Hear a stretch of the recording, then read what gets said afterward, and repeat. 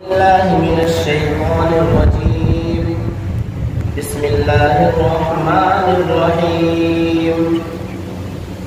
قل أعوذ برب الفلق من شر ما خلق ومن شر غاسق إذا وقب ومن شر النفاثات في العقد ومن شر حاسد إذا حسد. آپ کہیے کہ میں صبح کے مالک کی پناہ لیتا ہوں تمام مخلوقات کے شر سے اور اندھیری رات کے شر سے جب وہ رات آ جائے اور گروہوں پر پڑھ پڑھ کر بھوگنے والیوں کے شر سے اور حسد کرنے والے کے شر سے جب وہ حسد کرنے لگے. یہ قرآن کریم کی آخری سورت سے پہلی سورت ہے. ان دو سورتوں کو اس لیے باقی رکھا گیا. آج ہی سورہ اخلاص کی تفسیر صبح میں ہوئی اور اپنے رفیقوں کے مشورے سے ان دونوں صورتوں کو باقی رکھا گیا تاکہ اپنے استادوں کے سامنے یہ سبق ہو جائے اور مجھے یہ سعادت حاصل ہو جائے کہ جو کوتاہی ہو اور جو بہت دنوں سے سلسلہ چھوٹ گیا تھا اپنے استادوں کو سبق سنانے کا وہ پھر تازہ ہو جائے. نہ آج تفسیر کرنے کا مقصد ہے اور نہ موقع ہے، ٹائم زیادہ ہو چکا ہے. بہت مختصر طور پر باتیں ان دونوں صورتوں کے متعلق عرض کی جائے گی. اللہ ہم سب کو سننے کی اور ان پر عمل کی توفیق عطا فرمائے. اللہ نے فرمایا قل اعوذ برب الفلق. دراصل یہ دو صورتیں سورہ فلق اور سورہ ناس قرآن کریم کی دونوں صورتیں ایک خاص واقعہ ہے جب یہ نازل ہوئی. اگر تفصیل کی جائے تو 1 گھنٹہ کیا 1.5 گھنٹہ بھی کم ہے، مگر مختصر طور پر یہ عرض کیا جاتا ہے کہ آپ صلی اللہ علیہ وسلم پر ایک یہودی لبید بن عاصم نے جادو کرا دیا جس کی وجہ سے آپ صلی اللہ علیہ وسلم کی طبیعت ناساز رہنے لگی. حضرت عائشہ رضی اللہ تعالی عنہ فرماتی ہیں کہ حالت نبی اکرم صلی اللہ علیہ وسلم کی یہ ہو گئی کہ آپ ایک کام کر لیتے مگر دل میں یہ خیال آتا کہ میں نے یہ کام کیا ہی نہیں ہے. کبھی ایسا ہوتا کہ آپ نے کوئی کام کیا نہیں ہوتا، دل میں خیال آتا کہ میں یہ کام کر چکا ہوں. حضرت عائشہ رضی اللہ تعالیٰ عنہ فرماتی ہے کہ آپ کی یہی حالت تھی کہ ایک روز آپ صلی اللہ علیہ وسلم نے مجھ سے فرمایا عائشہ جو بیماری مجھے تھی اس کا اصل سبب مجھے پتہ چل گیا ہے. حضرت عائشہ نے کہا کہ یا رسول اللہ کیا سبب ہے؟ فرمایا کہ آج میں لیٹا ہوا تھا. اس بات کی توضیح نہیں ہے کہ آپ سو رہے تھے یا جاگ رہے تھے، آپ کا سونا بھی جاگنا ہی تھا. اللہ کے نبی نے فرمایا تنام عینی ولا ینام قلبی، میری آنکھیں سوتی ہیں دل نہیں سوتا. تو اگر آپ سو رہے تھے تب بھی جاگ رہے تھے اور جاگ رہے تھے تو جاگ رہے ہی تھے. اللہ کے نبی فرماتے ہیں کہ 2 فرشتے آئے، ایک سرہانے کی طرف تھا اور ایک پیروں کی جانب تھا، اور ان دونوں نے آپس میں گفتگو کی. ایک نے دوسرے سے کہا کہ یہ صاحب لیٹے ہوئے ہیں، انہیں کیا ہو گیا؟ دوسرے نے جواب دیا کہ ان پر جادو ہو گیا ہے. پھر پہلے نے پوچھا کس نے کیا ہے؟ کہا لبید بن عاصم یہودی نے کیا ہے. پھر پوچھا کس چیز پر کیا ہے؟ کہا کہ کنگھی کے دندانے پر کیا ہے. ایک کنگھی تھی، اس میں حضور اکرم صلی اللہ علیہ وسلم کے کچھ بال تھے، ان بالوں میں یا تانت کے داغے میں گرہیں لگائی گئی تھی. پھر پوچھا کہ وہ کس جگہ ہے، یہ چیزیں کس جگہ ہیں؟ تو فرشتے نے عرض کیا کہ وہ بیر زروان، ایک کنواں تھا جس کا نام زروان تھا. کہا کہ بیر زروان میں پتھر کے نیچے دفن ہے. حضور اکرم صلی اللہ علیہ وسلم بنفس نفیس وہاں گئے. آپ فرماتے ہیں کہ کنویں کا پانی پیلا ہو رہا تھا. پتھر کے نیچے سے جب اس سامان کو نکالا گیا حضور اکرم صلی اللہ علیہ وسلم نے اس سامان کو ہاتھ میں لیا اور جس چیز پر گرہیں لگی ہوئی تھی 11 گرہیں لگی ہوئی تھی حضرت جبرائیل علیہ السلام آئے اور ان دونوں صورتوں کو لے کر کے آئے. آپ صلی اللہ علیہ وسلم ان دونوں صورتوں میں 11 آیتیں ہیں اور جس چیز پر جادو کیا گیا تھا اس میں 11 گرہیں لگی ہوئی تھی. حضور اکرم صلی اللہ علیہ وسلم ایک آیت پڑھتے جاتے، ایک گرہ کھولتے جاتے، دوسری آیت پڑھتے، دوسری گرہ کھولتے، حتیٰ کہ آپ نے 11 آیتیں پڑھی اور 11 کی 11 گرہیں کھل گئی. اللہ کے نبی فرماتے کأنما نشق من العقال، ایسا ہو گیا جیسے میں کسی بندھن سے آزاد ہو گیا ہوں، یعنی جو میرے جسم پر زور تھا وہ سب کچھ ختم ہو گیا. تفصیل کا موقع نہیں ہے. سحر جادو اس طرح ہوتا ہے جیسے بیماری کا اثر ہو جاتا ہے، بخار کا اثر ہو جاتا ہے، نزلے زکام کا اثر ہو جاتا ہے، اسی طرح جادو کا بھی اثر ہوتا ہے. تو حضور اکرم صلی اللہ علیہ وسلم پر جب یہ جادو کر دیا گیا، اللہ کے نبی صلی اللہ علیہ وسلم کو اللہ تبارک و تعالیٰ کی طرف سے شفا عطا کی گئی. یہ 2 صورتیں نازل ہوئی. ان 2 صورتوں کی بڑی فضیلتیں ہیں، یہاں تفسیر کا موقع نہیں ہے. ایک روایت پر 1-2 روایتیں ہی پیش کی جاتی ہیں. حضرت عبداللہ بن حبیب رضی اللہ تعالیٰ عنہ فرماتے ہیں کہ ہم حضور اکرم صلی اللہ علیہ وسلم کے ساتھ ایک سفر میں تھے. ایسا ہوا کہ تاریکی چھا رہی تھی، پیاس لگی ہوئی تھی. ہم انتظار میں تھے کہ آپ آئے اور ہمیں نماز پڑھائیں. حضور اکرم صلی اللہ علیہ وسلم آ گئے. فرماتے ہیں حضرت عبداللہ کہ اللہ کے نبی نے میرا ہاتھ پکڑا اور کہا کہ پڑھیے. فرماتے کہ میں خاموش رہا. پھر کہا پڑھیے. فرماتے کہ میں پھر خاموش رہا. اللہ کے نبی نے فرمایا کہ پڑھیے. حضرت عبداللہ نے کہا ما اقول، اللہ کے نبی کیا پڑھوں؟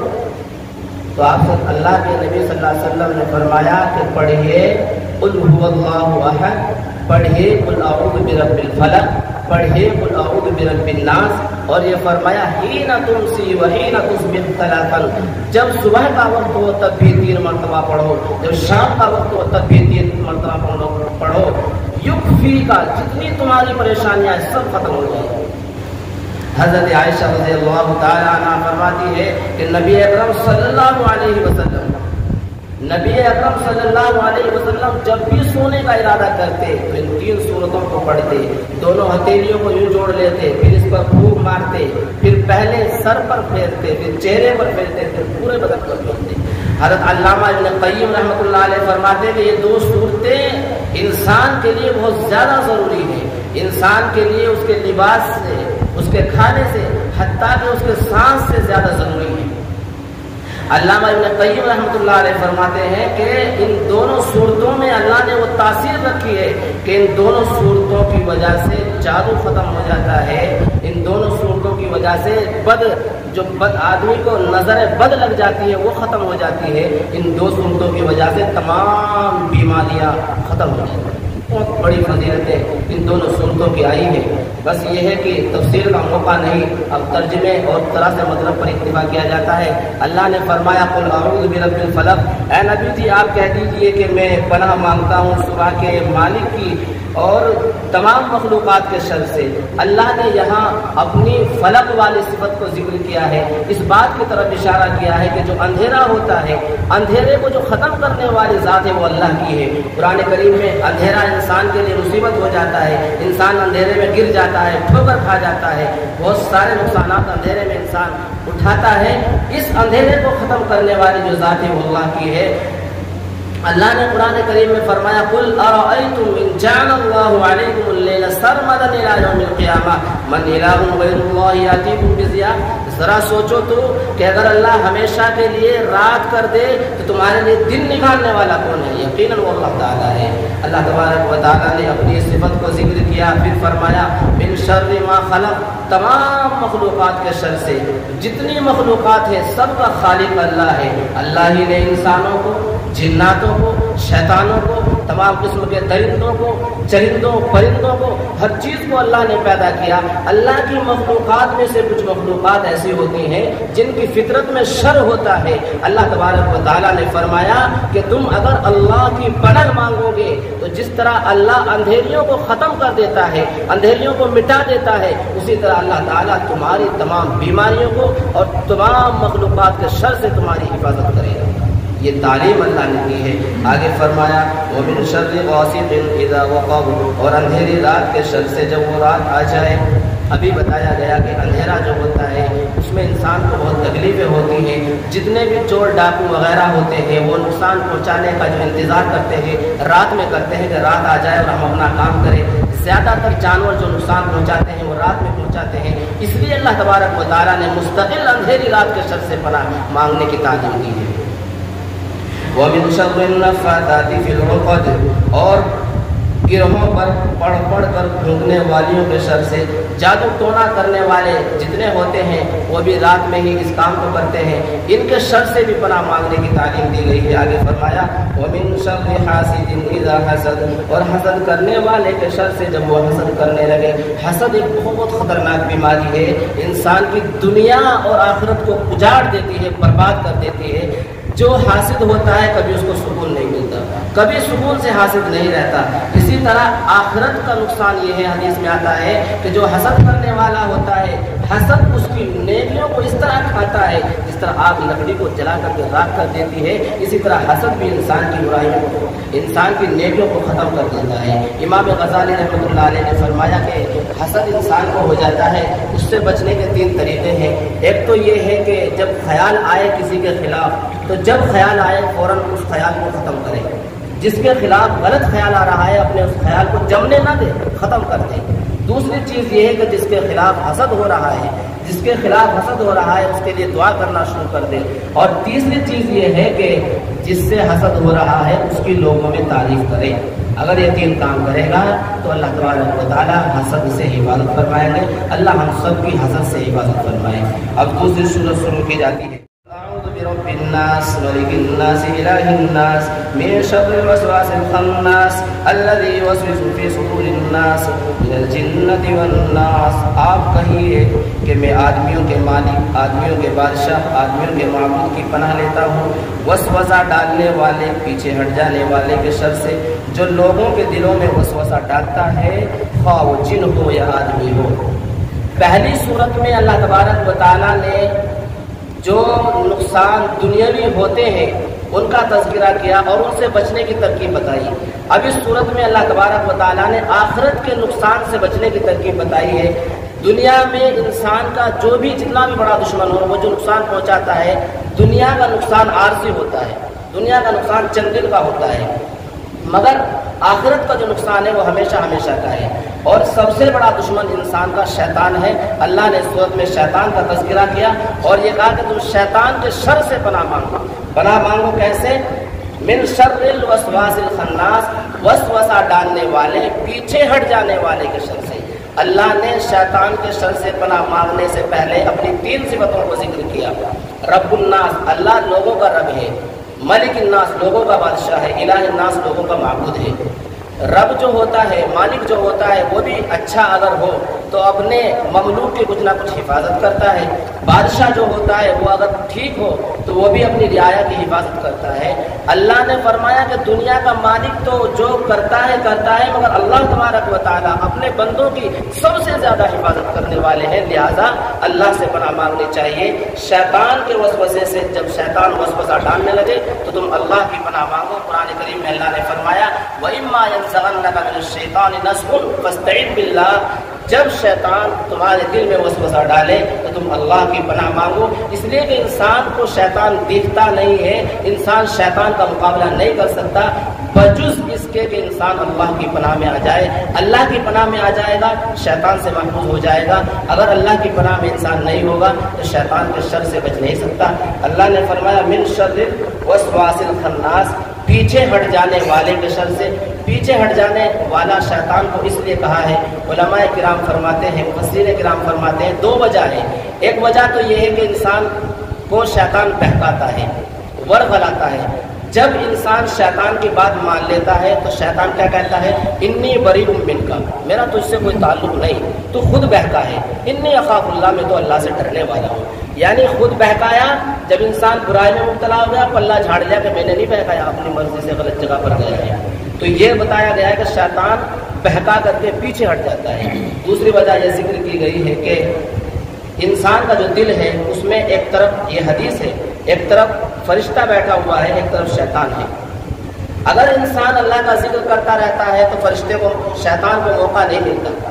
جب انسان اللہ کا ذکر بند کر دیتا ہے تو شیطان اپنی چونچ انسان کے دل پر ڈال دیتا ہے اور انسان کے دل میں زہر بھرنا شروع کر دیتا ہے برائیوں کا، اور انسان کو برائیوں میں مبتلا کر دیتا ہے۔ تو یہ تعلیم دی گئی ہے کہ شیطان جو پیچھے ہٹے گا وہ اللہ کے ذکر سے ہٹے گا، لہذا تم اللہ کا ذکر کرتے رہو، اللہ کی پناہ مانگتے رہو۔ تم اللہ کی پناہ مانگتے رہو گے، شیطان سے محفوظ رہو گے، اور اگر تم نے پناہ نہ مانگی تو تم شیطان کا مقابلہ نہیں کر سکتے۔ آگے فرمایا الذی یوسوس فی صدور الناس، جو لوگوں کے دلوں میں وسوسہ ڈالتا ہے، خواہ وہ جن ہو یا آدمی۔ شیطان صرف جنات ہی نہیں ہوتا، انسان بھی شیطان ہوتے ہیں۔ بعض انسان دوسرے انسان کو شرک میں مبتلا کر دیتے ہیں، کفر میں مبتلا کرتے ہیں، ایسی باتیں ان کے سامنے کرتے ہیں کہ وہ ہمیشہ کے لیے راہ راست سے محروم ہو جاتے ہیں۔ اس لیے انسانوں کا جو شر ہو اس سے بھی پناہ مانگنے کی تعلیم دی گئی ہے، اور شیطان کا جو شر ہے اس سے بھی پناہ مانگنے کی تعلیم دی گئی ہے۔ اب یہ ہے کہ قرآن کریم میں جو شروع تفسیر کی گئی الحمدللہ رب العالمین سے اور ختم کی جا رہی ہے قل اعوذ برب الناس پر، مفسرین کرام فرماتے ہیں ان میں بھی جوڑ ہے۔ جوڑ یہ ہے، اللہ نے الحمد شریف کا، سورہ فاتحہ کا جو خلاصہ ہے وہ اہدنا الصراط المستقیم ہے۔ اللہ نے تعلیم کی ہے کہ تم صراط مستقیم مانگو، اللہ سے صراط مستقیم کو مانگو۔ اب پھر صراط مستقیم پر شیطان کا بھی پہرا ہے، شیطان کی کوشش ہے، شیطان نے قسم کھائی ہے، اللہ نے فرمایا لا تقعدن لهم صراط المستقیم، شیطان نے کہا کہ میں صراط مستقیم پر بیٹھ جاؤں گا اور انسانوں کو اس کے دائیں سے بائیں سے ہر طرف سے بہکانے کی کوشش کروں گا۔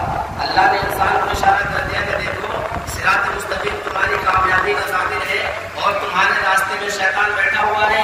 اگر شیطان سے بچنا ہے تو بس اللہ کی پناہ مانگ لو، اور قرآن کو اگر تم نے اللہ کی پناہ مانگ لی تو تم شیطان کے مکر و فریب سے بچ جاؤ گے، صراط مستقیم پر چلنے والے بن جاؤ گے۔ اللہ ہم سب کو صراط مستقیم پر چلنے کی توفیق عطا فرمائے۔ تقریباً 5 سال سے کچھ کم عرصہ لگا ہے تفسیر مکمل ہونے میں۔ اللہ کا بڑا فضل اور اس کا کرم رہا کہ ایک دن بھی ایسی کوئی بیماری یا روڑا ایسے اڑچن نہیں بنی کہ جس دن تفسیر موقوف کی گئی ہو۔ روزانہ مکمل تفسیر ہوتی رہی، فجر کے بعد ہوتی رہی، رمضان کے مہینے میں عشاء کے بعد صرف ایک دن حضرت استاد مولانا ایوب صاحب دامت برکاتہم آئے ہوئے تھے، اس دن موقوف کی گئی تھی، ورنہ مسلسل کی جاتی رہی۔ اور آپ حضرات کی دعاؤں سے، رفیقوں کی دعاؤں سے اللہ نے وہ دن بھی دکھایا کہ آج تفسیر مکمل ہو رہی ہے۔ بس اللہ سے دعا ہے کہ اللہ جو غلطی ہوئی ہو اس مجمع میں بیٹھ کر کے میں اپنی غلطی کا اعتراف کرتے ہوئے آپ کی بارگاہ میں گزارش کرتا ہوں کہ آپ اس کو معاف کر دیجئے، اور اس کا ثواب میرے تمام استاد مرحومین جو ہیں ان کو پہنچا دیجئے، اور جو والد مرحوم ہیں ان کو، اہل مرحومہ کو، جتنے رشتہ دار ہیں تمام کو اس کا ثواب پہنچائے، اور جو کچھ باتیں آئی ہیں اللہ ہم سب کو عمل کی توفیق عطا فرمائے۔ اللہم آنس وحشتی فی قبری، اللہم ارحمنی بالقرآن العظیم واجعلہ لی اماما ونورا وهدى ورحمة، اللهم ذكرني منه ما نسيت وعلمني منه ما جهلت وارزقني تلاوته آناء الليل وآناء النهار واجعله لي حجة يا رب العالمين۔